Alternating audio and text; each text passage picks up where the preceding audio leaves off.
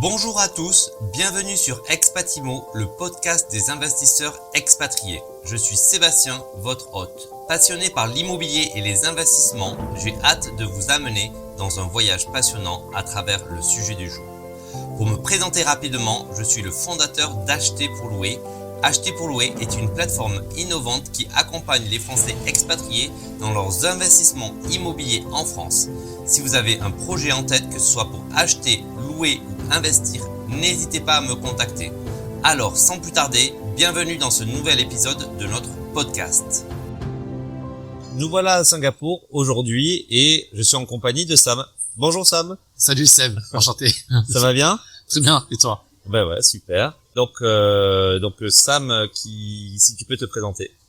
Ok, je m'appelle Samuel, je suis d'origine parisienne. J'ai 43 ans aujourd'hui et puis ça fait à peu près 20 ans que je vis à l'expat en Asie, en étant dans plusieurs boîtes. Et puis je passe pas mal de temps en Corée du Sud et maintenant ça fait bientôt 2 ans et demi à Singapour. Ok, tu te plais à Singapour? Ça va, on peut pas se plaindre. Il fait beau, il fait très chaud. C'est vrai, surtout humide. Ah, très humide. Ok, et donc aujourd'hui on va parler d'immobilier. Donc tu as déjà investi en France? Oui. C'est le cas? C'est ça. Donc moi j'ai, juste pour un peu historique, j'ai commencé il y a pas très longtemps en fait, il y a à peu près 3 ans. Sur des quiproquos, j'avais cru comprendre que c'était impossible en fait en étant plus jeune, non résident, en vivant en Corée du Sud. Depuis que je vis à Singapour, c'est que j'ai compris un peu plus en découvrant comment ça marchait, en discutant avec des amis et des gens qui investissaient déjà. Donc j'ai investi en France. J'ai aujourd'hui 3 résidences en France qui sont en locatif, en meublé. Ok, et ça se passe bien? Ça se passe très bien. Ça se passe très très bien pour l'instant. Il y a eu des petites encoches sur le chemin, comme tout investissement, je pense. De petites mauvaises communications, c'est que la communication n'est pas toujours facile avec la distance, la différence, parfois quelques vacances, quelques impayés, mais rien de majeur. Je pense que j'ai été assez chanceux là-dessus. Tout se termine bien pour l'instant à chaque fois que ça se passe. Bon ben super. Donc aujourd'hui le sujet que l'on va parler et qui en tout cas moi me plaît beaucoup, c'était de partir de la France, d'aller voyager et de parler de ton investissement en Thaïlande, plus précisément à Bangkok. Donc voilà, si tu peux nous en dire un peu plus déjà, pourquoi la Thaïlande? Déjà j'ai des affinités on va dire avec la Thaïlande. J'ai fait 5 ans de boxe thaïlandaise quand je vivais en Australie, en vivant à Singapour. J'ai jamais vécu en Thaïlande, mais c'est un de mes sports favoris, si ce n'est le sport favori. La nourriture, la culture, j'étais plusieurs fois en voyage, un peu faire la fête avec les amis, visiter, faire les îles, tout ça. Donc c'est un pays qui me plaît beaucoup. Et puis je me suis rendu compte que depuis Singapour, on pouvait aussi investir en faisant des crédits dans des banques singapouriennes pour investir en Asie. Donc la banque à laquelle je suis aujourd'hui me proposait soit l'Angleterre, l'Australie, le Japon, Singapour, Thaïlande et Malaisie. Donc c'est les 5 pays avec lesquels ils ont des accords pour faire des investissements. Et c'est que du coup à Thaïlande, c'était très vite fait mon premier choix dans la liste. Et sachant que tout ce qui se passe un peu à Singapour est un peu décalé par rapport à ce qui se passe en France.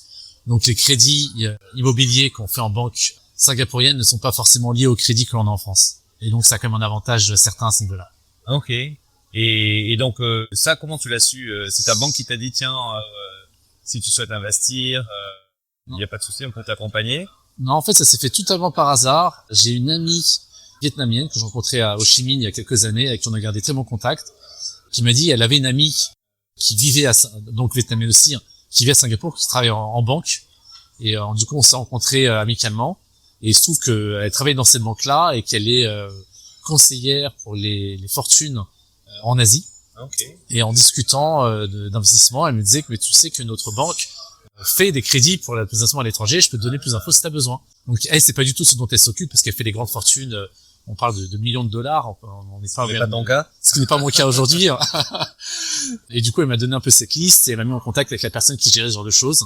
Et c'est comme ça que je suis venu à découvrir cette offre. Ah, génial. Et donc une fois que tu as su ça, donc tu as commencé à prendre rendez-vous avec eux et donc tu as vu la faisabilité et donc là tu t'es dit je vais en Thaïlande visiter. C'est exactement ça. J'ai pris rendez-vous pour voir un peu comment ça se passait. Elle m'a expliqué un peu le concept. Et puis c'est qu'en vivant à Singapour, c'est on va dire les avantages et inconvénients, c'est assez facile de voyager, mais c'est assez petit en fait Singapour, donc on fait vite le tour. On voyage assez régulièrement, donc c'est que J'allais à l'époque en Thaïlande une fois tous les 2-3 mois pour le week-end, pour relaxer. Et depuis que j'ai eu cette idée d'investir, j'y suis allé assez régulièrement, on va dire peut-être 2 fois par mois, pour commencer à visiter un peu plus Bangkok d'un point de vue immobilier et pas juste en tant que touriste, mais voir un peu comment était la vie sur place, quels étaient les quartiers intéressants, quels étaient les prix du marché. J'ai pris contact avec des agents immobiliers. Donc au départ, je suis parti un peu par Facebook, un peu sorti nulle part, un peu risqué entre guillemets, mais sans engagement. Donc j'ai fait pas mal de visites pour voir un peu les quartiers qui m'intéressaient. Et puis entre-temps, j'ai un ami qui a été muté sur Bangkok. Il m'a présenté son agent immobilier qui était français. Et voilà, et en fait, j'avais vu 2-3 choses qui m'intéressaient. J'en ai parlé avec ce garçon-là, cet homme, j'ai envie de dire, cet agent immobilier, qui est un ami maintenant. On discutait un peu de mon projet. Je lui disais, je fais ça qui m'intéresse. Et j'avais un budget à l'époque. Je lui dis, je fais ça coûte 3 millions de bahts. Ça m'intéresse, le quartier est pas mal. Et il me dit, moi, je miserai pas là-dessus. C'est pas le quartier qui est plus attrayant aujourd'hui. Et il m'a dit, moi, j'ai une offre aujourd'hui qui peut peut-être intéresser. Et il m'a présenté cet appartement dans lequel j'ai aujourd'hui investi, qu'on a réussi à négocier à un tarif très attractif. Il était coté à 4 millions à l'époque. Moi, mon budget, c'était 3. La personne qui vendait était pressée de vendre. Donc, on a validé le projet dans le budget que moi, j'avais. Du coup, c'est vrai que ça s'est fait très, très vite après ça. Ok. Et alors, avant que, si on revient juste un peu en arrière, donc toi, t'as choisi Bangkok, mais moi, j'entends des gens qui parlent de la Thaïlande. J'ai des copains ou des personnes que je connais qui veulent investir à Phuket, à Koh Samui, c'est plus de vacances, et très peu à Bangkok. Donc, pourquoi toi, tu t'es dirigé vers Bangkok? Je me suis dit, pour un premier investissement en Asie, dans un pays où je parle pas forcément la langue, je connais pas forcément les lois, on va y aller petit à petit. Donc je me suis dit, j'ai fait d'abord un petit projet, donc plutôt une chambre, plutôt que les classiques, on va dire, sur les îles paradisiaques de la Thaïlande, où c'est beaucoup des villas, ou des 2-3 chambres, des choses un peu plus sympas pour les vacances, on va dire. Et Bangkok, pour moi, c'est un peu plus accessible parce que c'est un endroit que je connais un peu mieux au niveau des quartiers, et donc un peu plus pratique, on va dire, pour un plan d'investissement. Les îles, pourquoi pas dans un futur proche. Après, il faut savoir une autre chose aussi, c'est qu'en tant qu'étranger, on peut pas acheter de terrain en Thaïlande. Donc tout ce qui va être villa, ça va forcément être terrain, ça vient avec. Donc par contre, on peut investir dans des condos, dans des unités de condos. Et du coup, c'est que quand on va sur les îles, on a plus tendance à penser villa que condo. Et alors qu'en ville, on a peut-être plus de facilité à avoir des condos. Et ça, c'est une chose qui est importante à savoir, c'est que quand on achète à Bangkok, déjà, si on achète une villa, on achète que la villa et pas le terrain qui est en dessous. Donc en fait, c'est sur un lease de 30 ans, très souvent, ou moins peut-être. Quand on achète un condo, il faut absolument vérifier si on achète sur un lease d'une durée déterminée ou si on achète ce qu'on appelle en freehold, qui est vraiment sur du long terme. Et du coup, ça m'appartient vraiment. Ah, ok. Donc tu veux dire que en fonction des immeubles, il y a 2 types d'immeubles. Voilà, déjà, il y a des différents types d'immeubles, mais aussi des quotas. Donc en fait, les étrangers de manière générale, n'ont pas le droit d'avoir plus de 49% du bien. Donc c'est-à-dire que si un appart... pas de l'immeuble, du bien. De l'immeuble, pardon. Donc quand je dis du bien, je parle de l'immeuble total. Okay. Donc si on parle d'un condo avec 100 unités par exemple, c'est en surface évidemment, mais il faut pas que plus de 49 des appartements de cet immeuble appartiennent à des étrangers. Donc il y a un background check qui doit être fait quand même, pour être sûr qu'il y a au moins 55% qui appartiennent à des Thaïlandais, sinon un étranger n'a pas le droit d'acheter. Et tous les terrains ne sont pas ouverts au freehold et du coup aux étrangers par extension. Donc en fait, il y a des immeubles qui sont en freehold, donc ça veut dire qu'on peut c'est à vie. C'est à vie. Et d'autres ils sont en leasehold. C'est ça. Avec une certaine durée. Et c'est quoi les durées en général? La durée classique c'est 30 ans, donc très souvent renouvelable 2 fois, donc 30, 60, 90. Après, si on achète à quelqu'un qui est étranger par exemple, qui investit avec un leasehold de 30 ans, il a investi 10 ans dessus et qu'après on veut racheter cette entité-là, et ben il va la revendre avec le leasehold qui a 20 ans dessus, qui reste. Donc le prix forcément doit être accordé avec le temps qui reste. Et après, si on souhaite renouveler, il faut payer. C'est quoi le prix? Comment on sait ça? J'ai pas les prix existants parce que je suis pas encore passé par cette expérience-là. Mais il faut repayer pour l'équivalent d'une location de 30 ans. C'est le gouvernement qui le donne ou c'est qui? C'est le propriétaire? C'est le propriétaire du terrain. Ah, le propriétaire du terrain. Ok. Donc, très souvent, ce sera un Thaïlandais. Et toi, donc l'immeuble que tu as, où tu as investi, c'est quoi? C'est un freehold et c'est un leasehold? C'est en freehold, donc Ah oui, donc tu n'auras pas à renouveler. tout à fait, l'unité m'appartient. Et quand je la revends, je la revends pareil en freehold si je veux la revendre. Ok. Mais ça m'appartient en plein nom. Ok. Donc il y a mon nom en thaïlandais qui est écrit sur le document de vente et sur le document de propriété. Et donc, quand tu as fait les recherches, tu vois une différence entre les appartements qui sont en freehold et en leasehold ou, au niveau du prix? J'ai pas regardé en fait tout ce qui était en leasehold. Oui. Non, parce que j'ai mis les choses au clair très rapidement avec mon agent immobilier en disant que j'étais intéressé que par le freehold. Et ça, je pense que c'est pareil, c'est peut-être une question d'étape. On parle beaucoup aujourd'hui comme tu disais, que Phuket, que Samui, on parle de Bali, toutes ces îles un peu paradisiaques où les gens achètent des villas. On parle de très haut rendement, donc ça met à plus oreille, c'est très intéressant. Il y a un calcul à faire, je pense, entre le fait qu'on est en leasehold pendant un certain nombre d'années, mais qu'on a un rendement qui est peut-être plus intéressant sur le court terme, mais que sur le long terme, quand on achète des unités, le rendement est peut-être plus faible, mais par contre, ça t'appartient, donc le jour où tu revends complètement le bien total, et pas juste le bien plus un certain nombre d'années restant sur la propriété. Bien, c'est sûr. Ok. Et donc là, toi, t'as acheté quoi? Donc, une chambre. Et ça fait combien de mètres carrés à peu près? C'est 37 mètres carrés. Donc, il y a un salon avec cuisine ouverte, une chambre et une salle de bain. Ok. Il y a un petit balcon ou l'espace extérieur? Il y a un petit balcon, donc c'est assez fréquent dans les unités à Bangkok. Faut mettre la machine à laver. Donc, le balcon est vraiment tout petit, il n'y a pas de place table. Mais très souvent, la machine sera dehors. Après, quand on a des superficies un peu plus grandes, qu'on va commencer à avoir 2-3 chambres, ça commence à être intégré. Du coup, ça permet d'optimiser un peu l'espace intérieur. Et j'imagine que c'est une grande tour. Non, c'est ce qu'on a alors j'ai investi dans un truc qu'on appelle un low rise. Donc il y a des high rise et les low rise, donc des grandes tours et les plus petites tours. Là où je suis, il y a 8 étages. Ah oui. Donc ça reste petit, ça reste un peu plus convivial, un peu plus une échelle un peu plus humaine, je dirais, par rapport à ces tours où il y a 30, 40, 50 étages avec un nombre d'unités incroyable dedans. Et là, c'est que ça reste plus vraiment une échelle humaine où on a une manager qui est vraiment à l'entrée, à l'accueil. Il y a les gardiens qu'on connaît, donc il y a une rotation. Mais c'est des gens qu'on côtoie au quotidien parce qu'on les voit tous les jours. Et ouais, c'est notre échelle. Et ce qui est intéressant, parce qu'on a beaucoup de condos en Asie, c'est qu'il y a beaucoup de facilités de parties communes. Donc il y a sur le toit, on a une gym, une salle de sport, il y a une piscine, un extérieur. Chez moi, on n'a pas ça, mais souvent ils ont des barbecues aussi. Ça fait aussi que les parties communes sont moins utilisées s'il y a moins de monde. Et ça donne une autre échelle, je pense, de la chose. J'aurais pas pensé que sur les petits immeubles comme ça, il y ait une salle de sport, une piscine. Oui, très souvent, il y en a. C'est pas partout, mais c'est assez fréquent. Et c'est bien entretenu? C'est très bien entretenu, oui. Et par contre, il doit y avoir des frais et des charges de propriété importantes? C'est raisonnable? Il y a des frais, de maintenance qui sont pas excessifs. Je pense qu'on parle aux alentours de entre 10-20 euros par mois. Tout cassé, je pense. C'est vraiment pas, faut dire, j'ai pas le montant exact, mais c'est des choses auxquelles je fais très peu attention. Je regarde plus par rapport au loyer et au trait du crédit. Mais c'est seulement des frais annexes qui sont assez minimes. Évidemment, c'est des choses qu'il faut bien regarder par contre quand on achète, parce que ces frais de gestion de l'entretien de l'immeuble sont en fonction des immeubles. Donc plus l'immeuble va être grand, plus il va être récent, plus il va demander d'entretien, et plus les tarifs vont être assez élevés. Donc, moi, c'est un immeuble qui date, je crois, de 2011.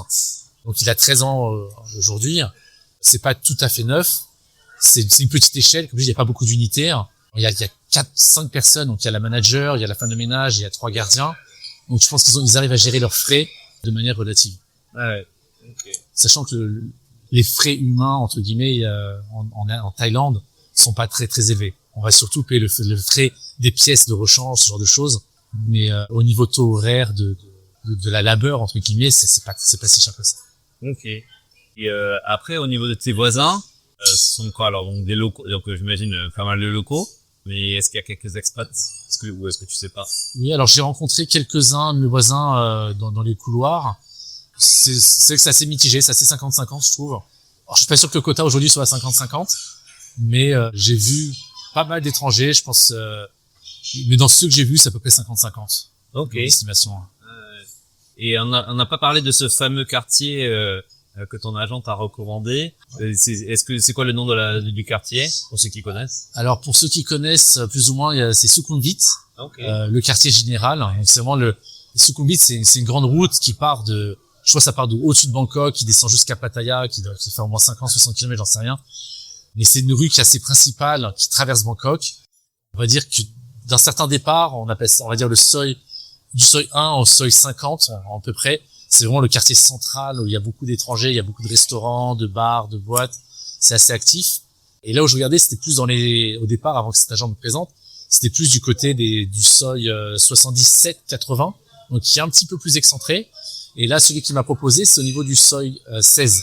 Donc c'est vraiment au niveau du métro Asok, qui est vraiment très très central au niveau de la communauté étrangère.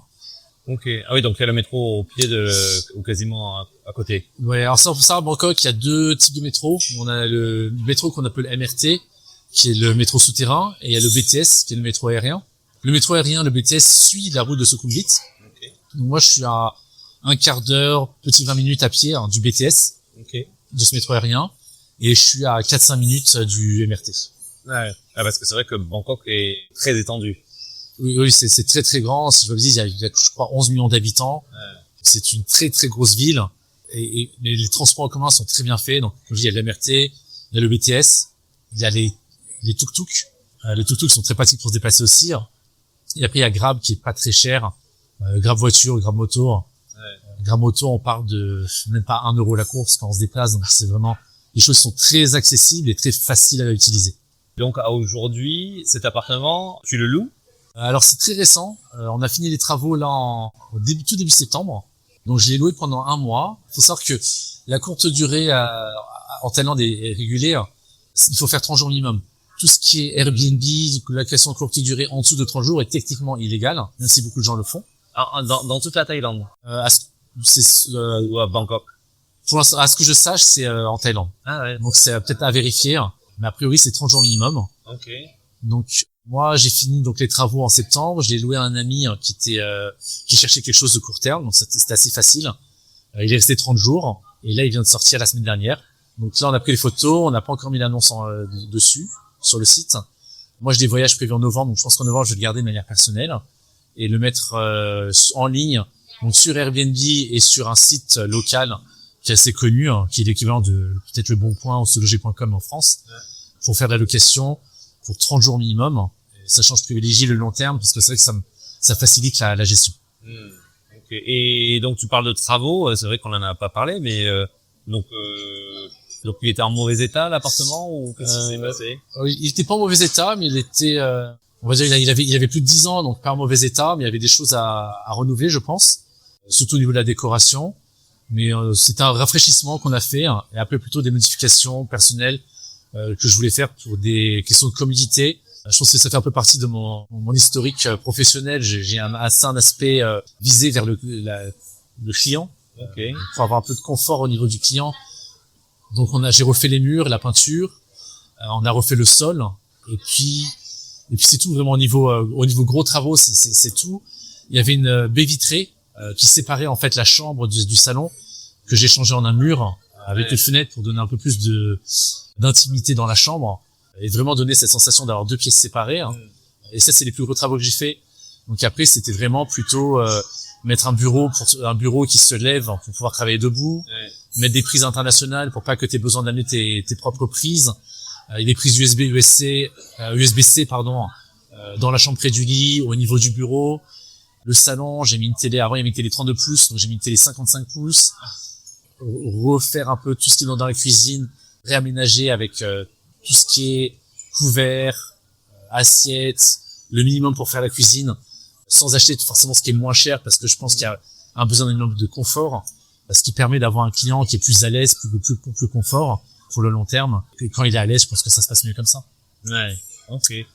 Et donc au niveau travaux, j'en ai eu à peu près pour entre 10 et 15% de mon investissement total pour tout refaire, meubles compris, donc canapé, télé, compagnie. Ouais, et parce que bon, j'imagine qu'il y a plein de gens qui connaissent pas forcément la Thaïlande ou qui sont déjà allés, mais quand on pense à investissement, on se dit c'est loin, c'est pas évident.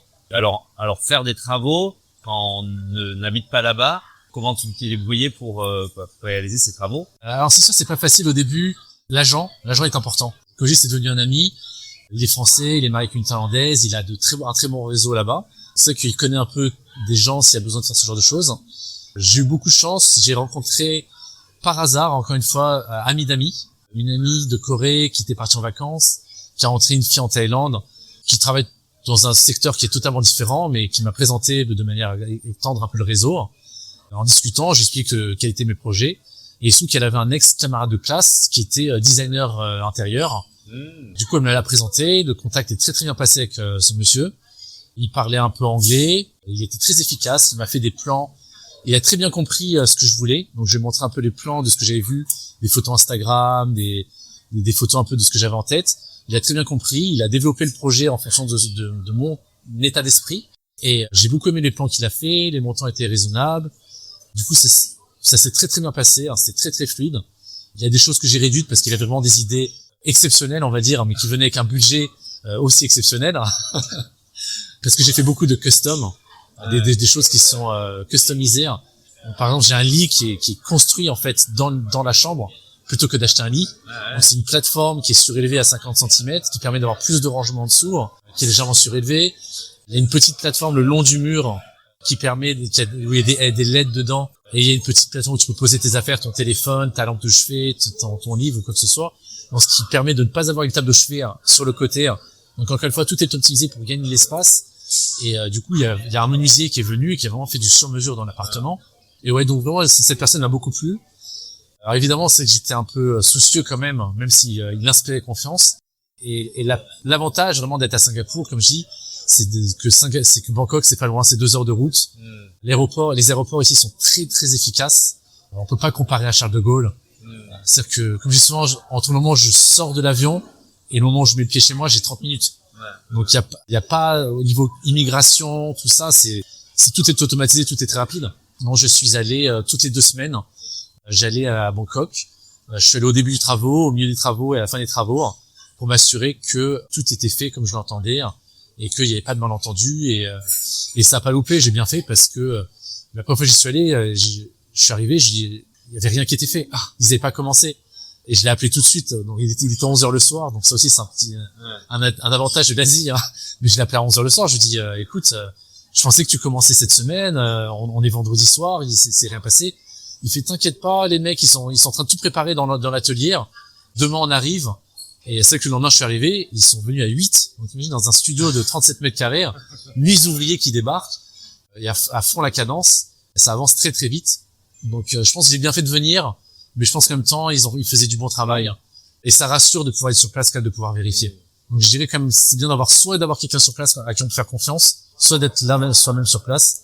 Mais une fois que tu as cette confiance qui est installée, je pense que pour le deuxième projet, j'ai beaucoup plus de facilité à lui donner les clés et lui dire écoute, vas-y all-in, fais ce que tu veux.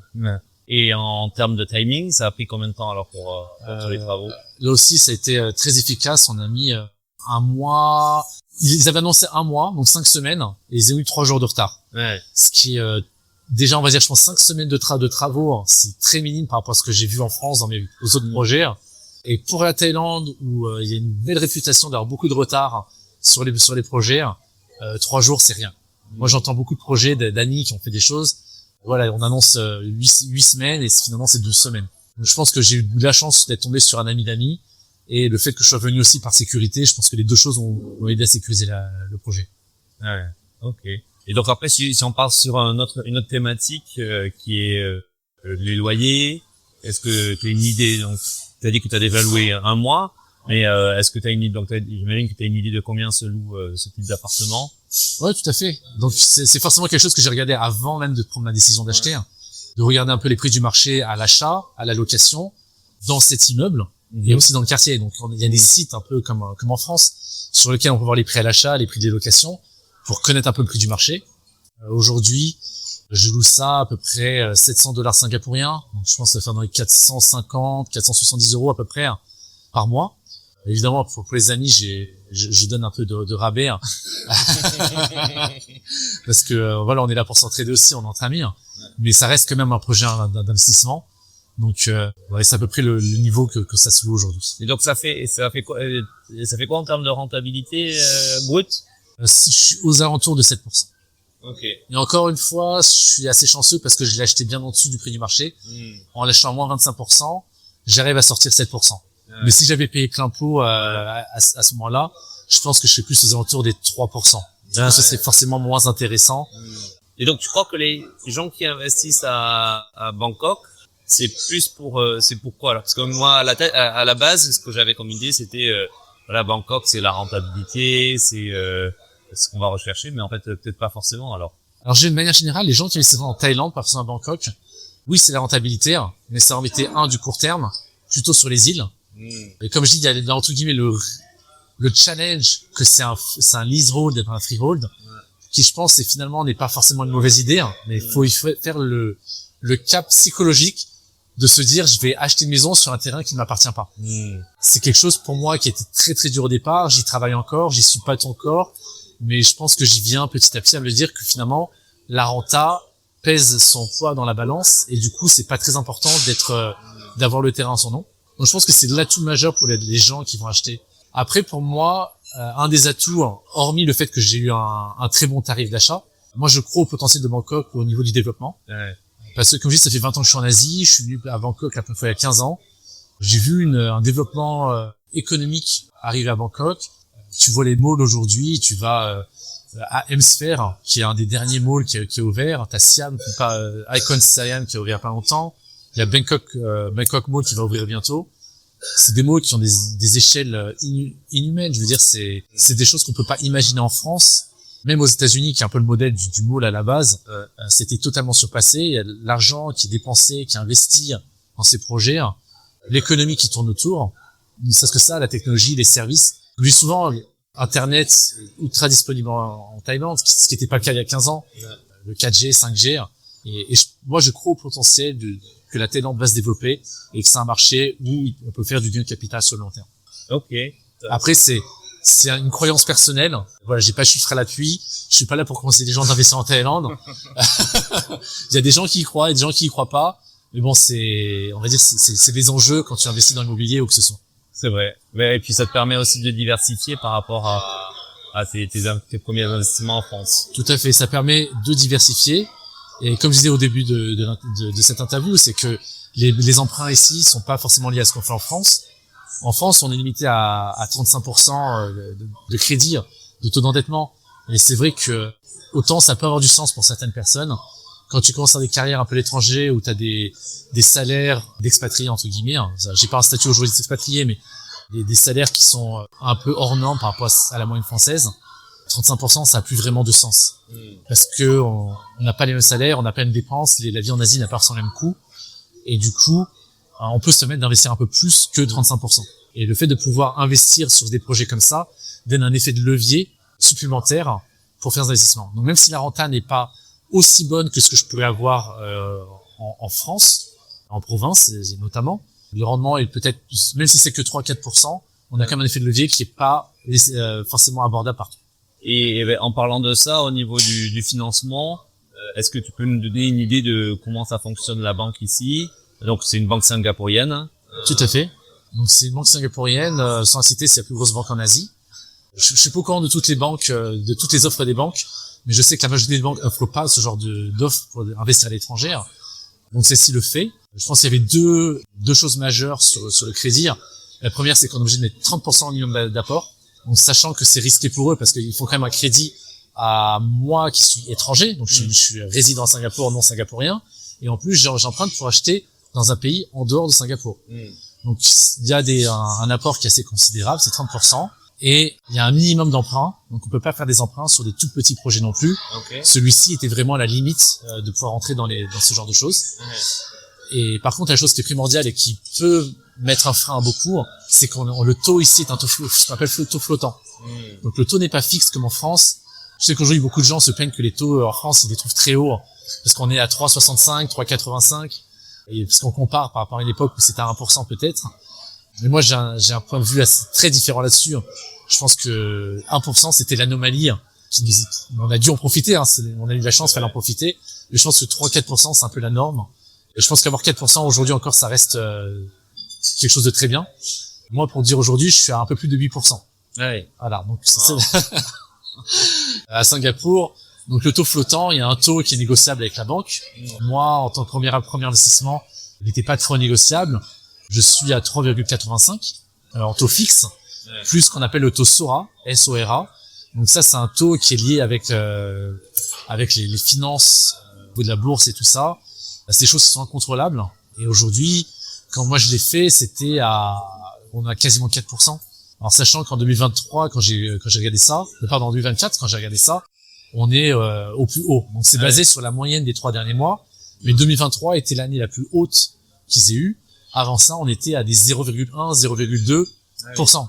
Donc en fait, quand tu faisais du 3,5 plus 0,1, on était dans ces eaux-là à 3, 4. Aujourd'hui, moi je suis à 3,8 plus 4. Donc ouais, on arrive très facilement à du 7,8, 8%. Donc potentiellement, ça pourra baisser. Alors voilà, moi j'ai misé là-dessus, sur le fait qu'on est au plus haut que ça j'ai été. Donc techniquement, je me dis que ça peut que redescendre. Techniquement, c'est faux. Mais dans mon espoir, je me dis que ça peut que redescendre. Donc j'ai beaucoup misé sur le fait que oui, 1, il me coûte moins cher, 2, ça me donne du levier, 3, je crois au potentiel de Bangkok, et 4, je pense que les crédits vont descendre. Donc aujourd'hui, j'arrive à avoir 7% avec un crédit qui est très élevé. Si les crédits redescendent, je pense qu'on pourra commencer à être un peu plus souriant sur le projet. C'est vrai. Et en termes de durée, on peut passer jusqu'à combien de temps? C'est jusqu'à 22 ans. Ah oui, c'est pas mal en fait. C'est pas mal, oui. Après, avec des taux élevés, c'est vraiment une question à se poser en fonction de gérer son cash flow. Est-ce qu'il vaut mieux faire ça sur du 5 ans ou sur du 22 ans? Parce que c'est vrai que payer des intérêts sur 22 ans quand t'as 8%, ça pique. Donc moi, aujourd'hui, je veux dire, j'ai à peu près $600 de crédit que je rembourse tous les mois. Il y a $500 qui partent dans les intérêts et il y a $100 d'enregistrement. Donc il y a vraiment pas grand chose à gratter dessus. Donc c'est vraiment parce que je crois au projet, je crois au long terme. Mais c'est vrai que c'est un projet qui coûte cher. C'est sûr. Et est-ce que tu sais si, parce qu'on parlait, si on revient tout à l'heure du leasehold et du freehold, donc est-ce que si tu avais acheté avec un leasehold, avec le bail, est-ce que la banque aurait pu te prêter l'argent? C'est une bonne question. Non, je sais pas. J'ai pas demandé à la banque s'ils faisaient le leasehold ou pas. Okay. Par contre, ils ont bien voulu vérifier que c'est un freehold. Donc, potentiellement, ils peuvent ne pas le faire, mais je m'engagerai pas là-dessus. Ok. Et pour les gens qui n'habitent pas à Singapour, qui sont potentiellement dans d'autres pays, est-ce que tu sais si cette banque peut prêter à des non résidents singapouriens? Non, ça ce sera pas possible parce que évidemment il y a un process de qualification pour avoir droit à ces crédits. Et le fait est que je suis résident à Singapour avec un travail stable, avec des salaires fixes qui rentrent tous les mois et du coup ça leur donne une sécurité sur le crédit. Donc ils ont une double sécurité, l'emploi stable avec les salaires qui rentrent derrière et en même temps ils ont un mortgage sur l'appartement. Donc, il faut savoir que l'appartement aujourd'hui, même s'il y a mon nom dessus, le papier reste avec la banque, il appartient à la banque tant que j'ai pas remboursé le crédit à 100%. Et tu veux dire qu'ils ont enregistré ce bien, mais à Singapour ou non, alors le bien est enregistré en Thaïlande. Il y a un accord entre la banque singapourienne et la banque thaïlandaise. Donc moi je fais un crédit à la banque singapourienne. La banque singapourienne paye la banque thaïlandaise et la banque thaïlandaise paye le crédit pour l'appartement.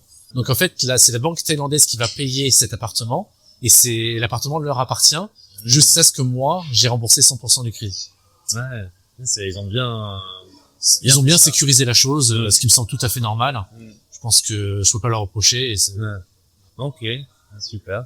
Et donc aujourd'hui, est-ce que t'as d'autres projets en tête? Quelles sont tes idées pour le futur en termes d'investissement? Alors dans les médias, j'ai mis la priorité sur les investissements en France. Récemment, j'ai terminé un capital sur un des investissements. J'ai aussi fait des sacrifices personnels, donc c'est pour dégager du cash flow, pour améliorer mon taux d'endettement aussi. Je pense que je l'avais dit, mais j'ai emménagé dans quelque chose de plus petit, de manière parce que les loyers sont très très chers à Singapour.